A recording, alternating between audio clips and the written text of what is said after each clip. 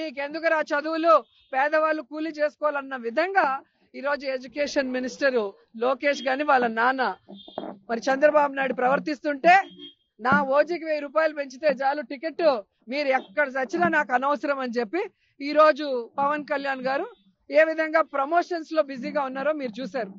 ఒక రైతు సూసైడ్ చేసుకుంటుంటే, ఒక రైతు ఈ రోజు తనకు మద్దతు ధర రాలేదు అని ఏడుస్తుంటే, వాడి మద్దతు ధర కోసం పోరాడాల్సిన పవన్ కళ్యాణ్ గారు ఈ రోజు దాన్ని పక్కన పెట్టి కేవలం హరహర వీరమల్లుడు రేట్లు పెంచుకోవడానికి, ఓజీ రేట్లు పెంచుకోవడానికి, ఈరోజు షూటింగ్లు చేసుకోవడానికి ఏ విధంగా ప్రజా ధనాన్ని దుర్వినియోగం చేస్తూ, ప్రజలు ఇచ్చిన ఆ ప్రోటోకాల్ ని దుర్వినియోగం చేస్తూ ఈ రోజు తను ఎంజాయ్ చేస్తున్నాడు లైఫ్, ప్రజల్ని గాలికి వదిలేసి అనేది మీ అందరికి తెలియజేస్తున్నా.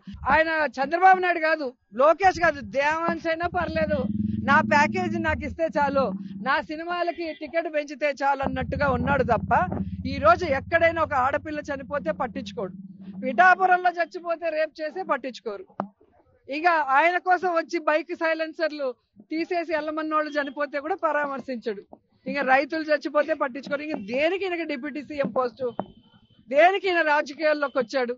నువ్వు చెప్పావు నేను పార్టీ పెట్టేది ప్రజల కోసం, నేను సినిమాలు చేయను, పూర్తి టైం ప్రజలకి కేటాయిస్తానని చెప్పిన పెద్ద మనిషి నువ్వు. ఒక్కసారి గెలిపించండి మీ తలరాతలు మారుస్తానని అడుక్కొని ఈ రోజు గెలిచిన నువ్వు కనీసం ఎక్కడైనా ఏ ఒక్క వర్గాని కోసమైనా, అంటే రైతు గాని, మహిళ గాని, విద్యార్థి గాని, నిరుద్యోగి గాని ఎవరి కోసమైనా మాట్లాడావా, అండగా నిలబడ్డావా? లేదు. మళ్ళీ షూటింగ్లు చేసుకుంటే షూటింగ్ చేసుకో, నీకెందుకు పాలిటిక్స్? ఏ ఫారిన్ కంట్రీస్ లో గనక చంద్రబాబు నాయుడు పవన్ కళ్యాణ్ సంతకం చేసినట్టు సంతకం చేసి బాండ్స్ గాని మేనిఫెస్టోలు గాని ఇచ్చి ఆ తర్వాత చేయకపోతే అరెస్ట్ చేసి లోపల పెడతారు చీటింగ్ కేసు కింద, మోసం చేసిన దాని కింద.